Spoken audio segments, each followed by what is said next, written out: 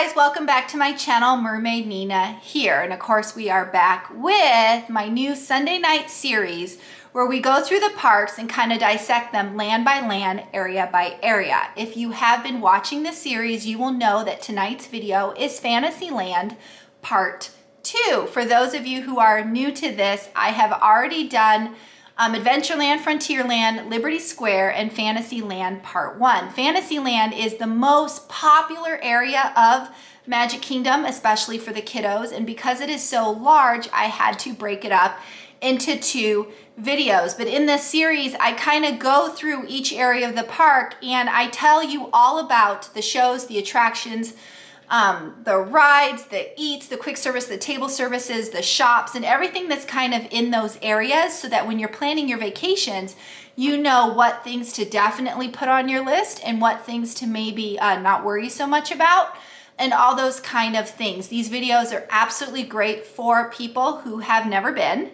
who are first timers at Disney World, or for those of you who haven't been in a while and you kind of want to know what things are like and what things have changed and what things have stayed the same and all those kind of good things. It's especially great if you are a new time family and you're not really sure what rides are great for kiddos. So all those things will get kind of chatted about and dissected as we go through it. But this potentially could be a long video because Fantasyland is huge, so let's get into it. And of course, those of you who don't know, I am following the current park map. So things that are open right now that you will experience if you're going. And I'm taking the dissecting area by area as I'm following the park map, so that while you're planning your vacations, you can kind of go, oh, that's what Nina was talking about, or that's what Nina was saying.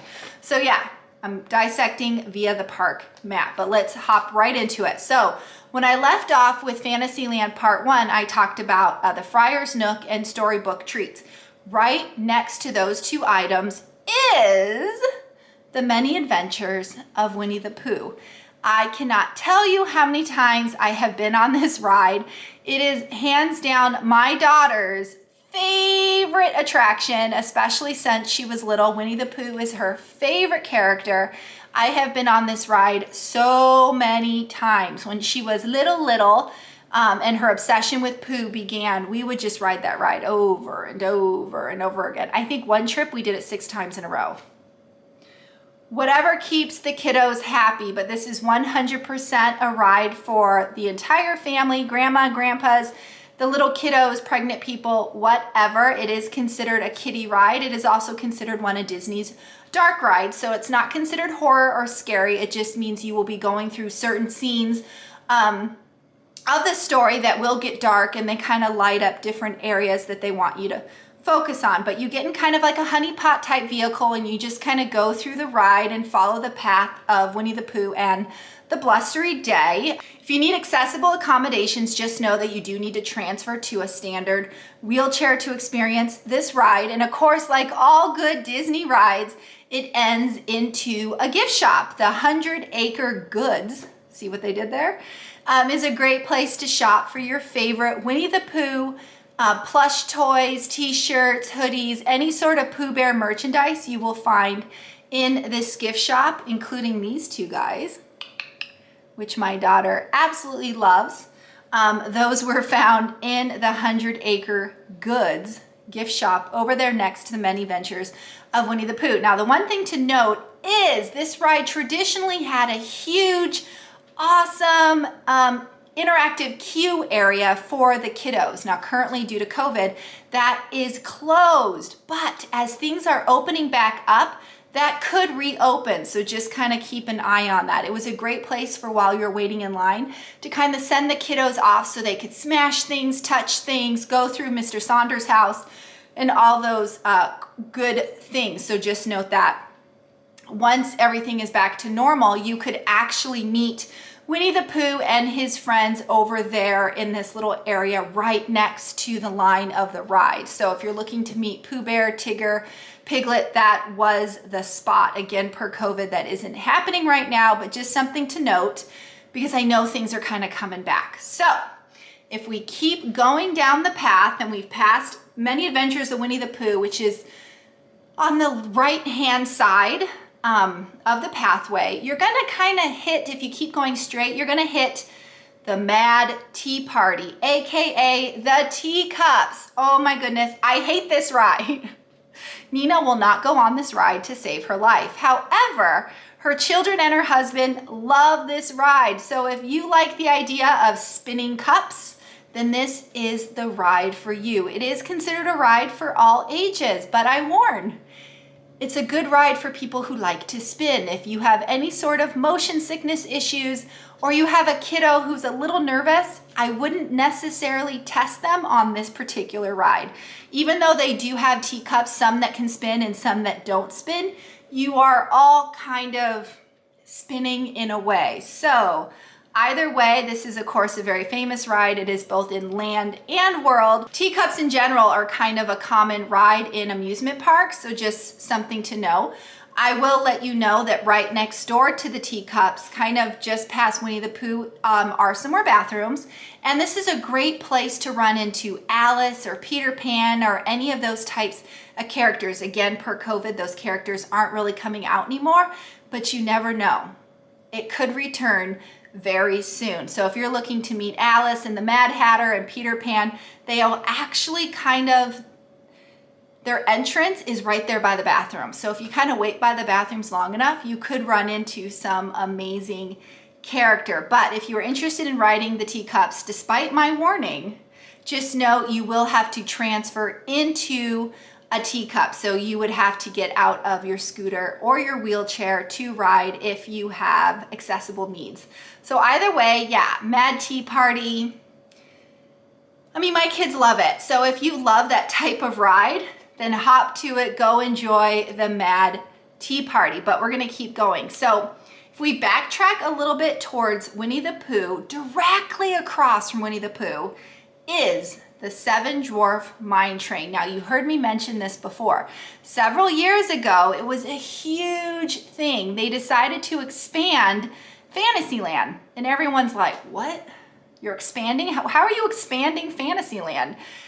There used to be a Snow White ride, Snow White's Scary Adventure, I think it was called. And they removed it because it was too scary. And they went ahead and opened up Seven Dwarf Mine Train, which is considered a family coaster. Now, kiddos do need to be at least 38 inches tall. You must transfer to ride this vehicle, which means you must transfer to the ride vehicle itself. It is considered a thrill ride with small drops, but it is very much a coaster, people. I have ridden it one time too many, and I will not be riding on it again due to my motion sickness. I just can't. But you are essentially in a train, and there are those dips and those turns just like a coaster. This is a great starter coaster, which is why they call it a family coaster. You definitely want to start your kiddos off on Seven Dwarf Mine Train before you say do Big Thunder. But yeah, so what I was talking about is when they were creating New Fantasyland, they actually took some of the figures from Snow White's Scary Adventure and they put them in this ride. I don't want to give too much away, but make sure you keep your eyes open when riding this ride. Now, pre-COVID, there was a really cool interactive queue inside, which had some like new technology and stuff involved. Currently, it is closed down, but at any point that could reopen. So just kind of keep your eye open for that. So yeah, if you have a kiddo that's of that age, 5, 6, 7, 8, they've done a few rides, they're interested in some thrill, they want to try out a coaster, this is an excellent ride to try that on. So yeah, most people love Seven Dwarf Mine Train. I will warn, the line can get long fast. So if fast passes or some sort of virtual queue comes back, you definitely want to use it on this ride. This is a great ride to do first. Literally rope drop, run to Seven Dwarf Mine Train, or do it in the evening when all the families and the kiddos have sort of retired for the day. But yeah, Seven Dwarf Mine Train is definitely a coaster. And even though it doesn't have the word mountain in it, be warned, it is a coaster by all means. But if we keep going, and we remember, I'm talking New Fantasyland here, another thing they built was Be Our Guest. So this was the first time Disney put another castle inside their park. So they've always just had Cinderella's castle, but when they came out with New Fantasyland, they had Beast's castle. Beast and Belle's castle is up there now, and you can actually go eat at Be Our Guest, which is a table service restaurant. You do need reservations. You're actually inside Beast's castle, which is amazing. In fact, each room is themed like Beast's castle, so you can eat in like the ballroom, you can eat in the West Wing, which I warn is very dark. But yeah, inside that restaurant is beautiful. It's the most immersive, gorgeous restaurant ever. I will note that this restaurant is kind of pricey. When it was on the meal plan, it was a 2-credit menu. It is a fixed menu, so make sure you look at the menu. It's very French food. Now for dinner, the Beast, it's not guaranteed, but the Beast will often walk by, kind of stand there, maybe wave, doing his social distancing thing. But yeah, it's a great place to see the Beast, get some French food, and see the most gorgeous restaurant ever. And again, that's at Be Our Guest. Now, if you keep going, you'll hit Gaston's Tavern. Again, this is kind of in that New Fantasyland area. Gaston's Tavern is a counter service location that is known for 3 great things. First, it's known for the giant warm cinnamon rolls. So if you love yourself some cinnamon rolls, this is the place to go. It is known for its Fooze Brew, which is a frothy, yummy, cold kind of sugary drink, which is vegan, by the way, which I always find kind of funny. And you can get the gray stuff here. So if you've ever heard about the gray stuff, you should know that it is delicious. They do make gray stuff cupcakes at this location. So again, when you're turning that corner and you start seeing Beast Castle, what's in that area is very Beauty and the Beast decorated. And you've got the Be Our Guest restaurant and Gaston's Tavern. Now, if you keep going, so you've turned a corner and you're going, so all this is kind of on the left side of the path. If you keep going, you are gonna hit Under the Sea Journey with the Little Mermaid, or Journey of the Little Mermaid, which is a ride. It's another one of those slow moving, clamshell rides, which is perfect for all ages, grandmas, grandpas, kiddos alike. Absolutely love this ride. It is considered another dark ride. So again, it's very Disney themed, but there are some scenes that kind of get dark before a scene then gets lightened up. It is very much Little Mermaid. It is happy, it is cheerful. It is an amazing, great ride. We go pretty much every trip. I'm gonna give a warning. My favorite part of this ride is also one of the scariest parts of this ride. I have gotten feedback from many of my families that their kiddo was 100% afraid of this one area of the ride. So I'm gonna let you know that Ursula is in this ride, and she is huge. She is huge, and she is so lifelike that apparently she is scaring a few of the little kiddos. So if you have someone who is especially scared, especially of Ursula, you might want to ride this first and make sure your kiddo can ride it. But again, it's safe for all ages, and absolutely fabulous kiddie ride. If you need that accessibility, you do have to transfer to a standard wheelchair. Now, as COVID is opening back up, I'm just gonna throw it out there. It is currently closed, but right next door to Under the Sea is Ariels Grotto, which is where you used to be able to meet and greet with Ariel. Now, what was especially great about this meet and greet is you were meeting Ariel while she still had her mermaid fins. So this is not Ariel with human legs, it's Ariel back with her mermaid fins, which is kind of a hard thing to do. Usually Ariel does have her human legs on. So either way, once things open back up, make sure you look out for that opportunity. But as far as Under the Sea goes, love that ride. As you can see, I dressed the part specifically for it for this video. But as we need to keep going, as we always do, if you stick to that path and you stick to the left side, again, you're doing another turn. It's almost like Seven Dwarf Mine Train is in the center, and you kind of have to go from teacups, and you kind of have to walk around Seven Dwarf Mine Train and keep going. So if you walk around it, that's when you would hit the Beauty and the Beast area, the Little Mermaid, and then you go to what I'm going to talk about next. If you were to keep going, you would hit teacups again. So it is kind of a loop. But anyway, as you are walking past Little Mermaid, you are going to hit Storyboard, Storybook Circus. This was a huge area that they built as part of New Fantasyland. And one of the things that was, I think it was always in there actually, they just kind of rethemed it, is the Barnstormer. Now the Barnstormer is a very crazy kiddie coaster. In fact, sometimes it shocks me that they call this a kiddie coaster. But the actual vehicles are very small. They are definitely designed for kiddos. This is 100% a coaster, and it is considered a kiddie coaster. Your kids need to be at least 35 inches tall, and you do need to transfer into the vehicle to ride it. But this is a great place to start your kids off. It's quick, and it is designed for them, but do not misunderstand.